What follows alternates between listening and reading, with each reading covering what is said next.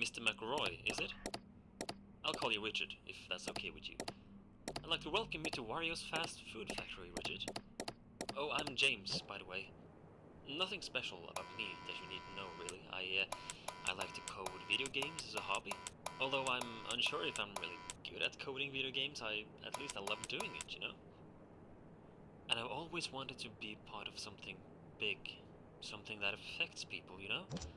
I hope I can put my video game coding to good use one day. But I was fortunate to be one of the minds behind the reopening of this factory here. That's something I'm very happy about. But anyway, enough about me. Welcome to Wario's Fast Food Factory, a place with a dark past and a bright future, as we like to say. It's back in business, much thanks to your father, in fact, who invested so much and really kickstarted this entire reopening. The original owner, Wario, hence the name Wario, of course, he died 7 years ago, you see, back in 2007. Tragic stuff. This factory closed off then following that tragic event, as you may know, but now it's back in business. It grew popular due to a unique secret recipe for fast food that Wario used, so you bet we're using the very same one. Now, you've been hired as a night guard in the factory. The job is quite simple. Be glad you're not here during the day shift, I tell you, where all the machines have to be operated and all that stuff. All you really have to do is to keep an eye on things. It sounds vague, I know, but it's not that much more to it, really. You're currently sitting in the main office of the factory, and seeing as the place hasn't been used for many years, we cannot know for sure just how functional the old machinery is yet. Has everything remained intact? It's hard to say. That's why you need to remain in your office and watch over the factory, using some brand new security cameras we've installed. Straight from Secure Incorporated. Just open up the pad you've been given and have a look around. Just make sure everything looks okay, pretty much. You only have so much power at your disposal at night, however. Try not to use all of it. Having that camera pad open drains some of that power, but even worse is the door to your left and the control room window to your right.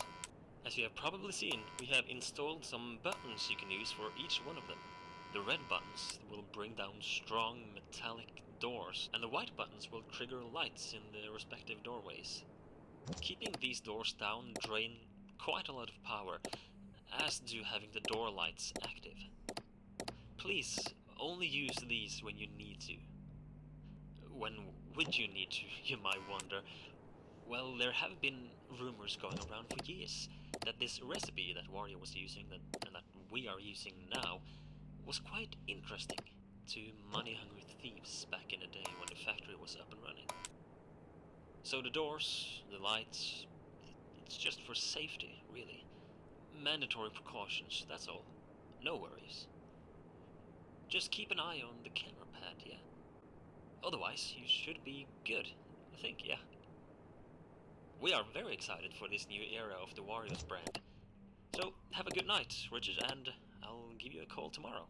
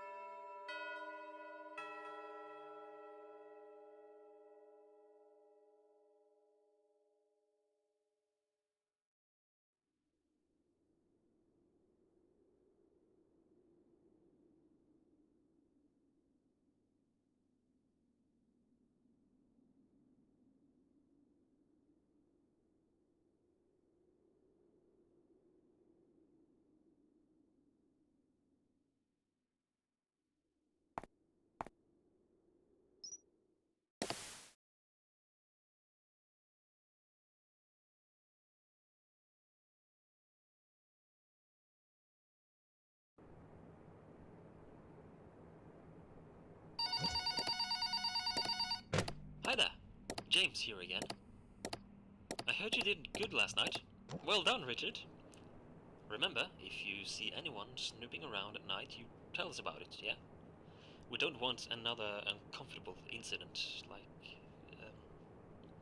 Anyway, I heard from a coworker today that you had questions about this place and its past. Well, the original owner, Wario, you know, businessman, He was kind, yet he wasn't free of greed and stress. But honestly, who are, really? He was clever, and he had that boss-type personality, you know? It was him and his business partner Waluigi who started this factory and the Warios brand as a whole.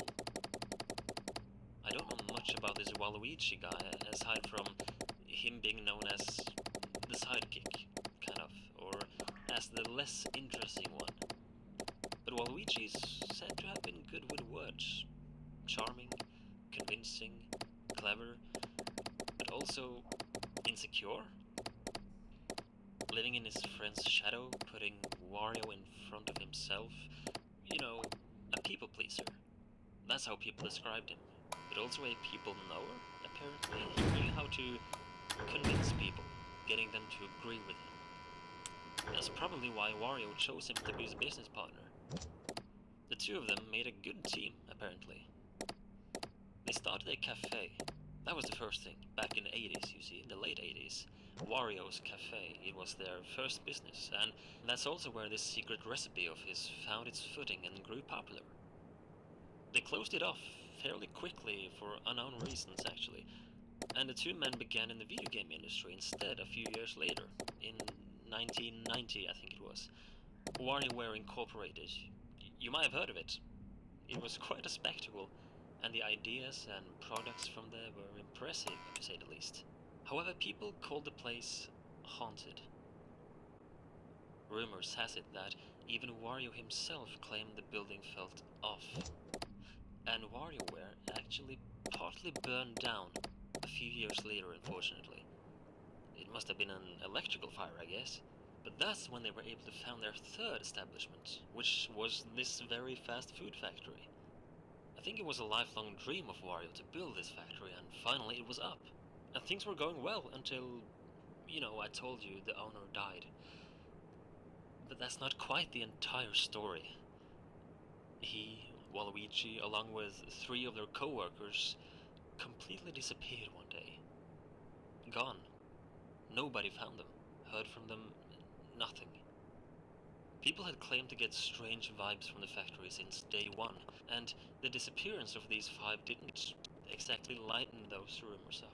Some have even used the word cursed when describing this place. So what happened to them exactly, we don't know for sure. But I've talked long enough for tonight, Richard, I'm sorry. I just thought I would let you in more on the details of the path to workplace, you know? I'll let you get back to work, and I'll talk to you tomorrow night, yeah?